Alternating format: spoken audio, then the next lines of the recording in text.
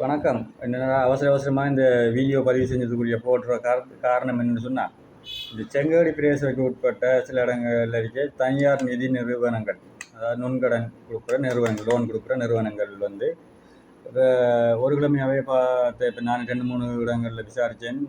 எனக்கு இங்க நெறைய கம்ப்ளைண்ட் கடைக்குள்ள வேலை எங்கும்போது கம்ப்ளைண்ட் வந்து, ஆனா எங்கட ஃபோன்ல இருந்த காசு வெட்டுப்பட்டுது. சாரி, ஃபோன்ல இல்ல, பேங்குக்கு வந்து நான் லோன் எடுத்த காசு வெட்டுப்பட்டுது. அந்த காசுகளுக்கு எங்களுக்கு கோல் ஒன்று வந்து டயலாக் நம்பர்லேருந்து தான் கோல் ஒன்று வந்தது. இப்படி எங்கள் நலன்புரி நன்மைகள் சபையிலேருந்து கிடைக்காங்களா ஒரு ஒரு ஆள் வந்து சொல்லிது. இன்னொரு ஆள் வந்து சொல்லி டயலாக் ஆஃபீஸ்லேருந்து கிடைக்காங்க கோல் ஒன்று வந்தது. இன்னொரு ஆள் வந்து சொல்லிது, வெளிநாட்டிலேருந்து உங்களுக்கு கார்கோ வந்திருக்குது, அந்த கார்கோ நீங்கள் எடுக்கணும்னு சொன்னால் ₹1,00,000 காசை இன்றைக்கே நீங்கள் டெபாசிட் பண்ணுங்கள், இல்லைன்னு சொன்னால் உங்களோட கார்கோ வந்து திரும்பி போயிடும். இப்படி இல்லைன்னுச்சுன்னா இந்த தேவையில்லாத கோல்கள் வந்து கொண்டிருக்குது. எனக்கு தெரிஞ்சும் எங்களோட பிள்ளை வந்து ஒரு லோன் ஒன்றுக்கு அப்ளை பண்ணி ₹55,000 லோன் ஒன்றுக்கு அப்ளை பண்ணி லோன் வந்துட்டு, லோன் வர விஷயம் தெரிஞ்சு லோன் வரத்துக்கு முதல் ஒரு அரை மணி நேரத்துக்கு முந்தி அந்த பிள்ளை கோல் ஒன்று வந்திருக்குது. இப்படி நாங்கள் நலன்புரி நன்மைகள் சபையிலேருந்து கிடைக்கிறோம். இப்படி உங்களுக்கு இதுக்கு கியூஆர் காசு வந்திருக்குது, அந்த கியூஆர் காசு எடுக்கிறதுக்குன்னு சொன்னால் நாங்கள் சில சில கேள்வி கேட்குறோம், அது சரியான பதில் சொல்லுங்க. ஐசி நம்பர் கேட்டிருக்காங்க, இந்த பிள்ளை ஐசி நம்பர் சொல்லியிருக்குது, ஃபோன் நம்பர் கொடுத்துருக்குது. உங்கள் ஃபோனுக்கு பாருங்கள் 6 டிஜிட்டல் நம்பர் வேறுமென்றோட ஓடிபி கொண்டு வந்திருக்குது. அந்த ஓடிபியை கட்டிங்க, அந்த ஓடிபியை கொடுத்துருக்குது. அதுக்கப்புறம் பார்த்தா அந்த ஃபோனில் இந்த பிள்ளோட ஃபோன் அந்த அக்கௌண்ட்டுக்கு அந்த காசு ₹50,000 வெட்டி எடுபட்டிருக்குது. அதுக்கப்புறம் பார்த்தா அந்த பிள்ளையோட லோனுக்கு போட்ட இன்னொரு ஆளுக்கு கோல் வந்து, அதுக்கப்புறம் அதுக்கடுத்து அவங்க இப்போ ஒரு லோன் எடுக்கணும்னு ஒரு பெரிய குழு ஒன்று அமைப்பாங்க. அந்த குழு அஞ்சு பேர் சேர்ந்து ஒரு குழு அமைச்சு அந்த 5 பேருக்கு தான் அந்த லோன் கொடுக்குறேன். அது மாதிரி அந்த 5 பேருக்கும் அந்த கோல் வந்துருக்குது. அப்போ இதை சுற்றி வளைச்சி பார்க்கும்போது என்ன பிரச்சனைன்னு சொன்னால், சில போல் இந்த நிதி நிறுவனங்கள் மூலமாகத்தால் தான் இவங்களோட நம்பர்கள் அங்கே போகுதோ என்ற ஒரு சந்தேகம் எல்லாருக்கும் அந்த மாதிரி எல்லாருக்கும் எழுதுது. ஏன்னு சொன்னால் ஒரே டைமில் லோனுக்கு அப்ளை பண்ணுறாங்க, ஒரே டைமில் கோலும் வருது. இப்படி உங்களுக்கு பேங்க்கு காசு வந்துருக்கு, அந்த காசு என்னென்னா அவனோட பிளானாக சரியாக செய்கிறானுங்கள். இப்போ ஒரு ஆளோட அக்கௌண்ட்டுக்கு காசு வந்துருக்குன்ற தகவல் யார் மூலமாகவோ அந்த டீமுக்கு, இப்போ இந்த ரோங்கோ எடுக்கிற டீமுக்கு தகவல் போகுது. அந்த தகவல் எங்கேருந்து போகுதுன்னு சொன்னால், நான் எந்த பார்வையில் சில வேலை அந்த நிதி நிறுவனங்களில் வேலை செய்கிற யாரோ ஒரு ஆள் கொடுக்கக்கூடும். அப்படி இல்லாட்டி சில வேலை இப்போ இந்த இப்போ லோனுக்கு அப்ளை பண்ணுறதுனா ஒரு ரெப் வருவார். இப்போ ஒரு ஏரியாவுக்குள்ளே இருந்த ஒரு ஏரியாவில் வந்து அந்த ரெப் தான் ஆக்களை செலக்ட் பண்ணி எடுத்து அவர் கொண்டு ஆஃபீஸில் கொண்டு பாரப்படுத்துவார். சில வேலை ரெப்புக்கு தெரியாமல் இருக்கலாம், இல்லாட்டி ஆஃபீஸில் இருக்க யாராவது செய்யலாம், இல்லாட்டி மேனேஜருக்கு தெரியாமல் இருக்கலாம். மேனேஜரை கீழே இருக்க யாரும் இந்த வேலையை செஞ்சு அந்த டீமுக்கு இந்த பிள்ளைகளோட நம்பரை கொடுக்கலாம். இப்படி ஏதோ நடக்குதோன்ற சந்தேகம் எல்லாரும் மனசுலையும் இப்போ வந்துருக்குது.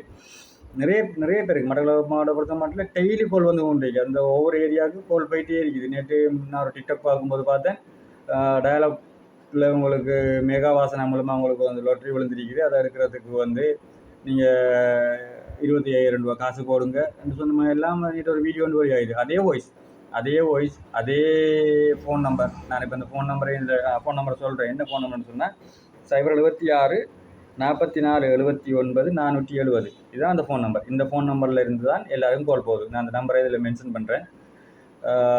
உங்களை தயவாக கேட்டுக்கொள்கிற விஷயம்னா, எப்படியான நம்பர்லேருந்து கால் வந்துன்னு சொன்னால் நீங்கள் யாருக்கும் எந்த பதிலும் சொல்லாதீங்க. இப்போ பதில் சொல்கிற மாதிரி நீங்கள் கதைங்க, ஆனால் உங்களோட தகவல்களை நீங்கள் யாருக்குமே உங்கள் ஐசி நம்பரையோ ஃபோன் நம்பரையோ யாருக்கும் கொடுக்காதீங்க.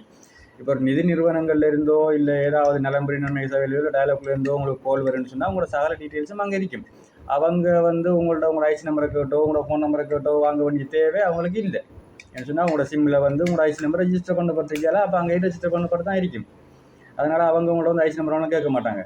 அது இந்த ஓடிபி என்ற விஷயம் முக்கியமான விஷயம். நிறைய பேருக்கு நம்மளோட பாமர மக்களுக்கு தெரியாத ஒரு விஷயம்.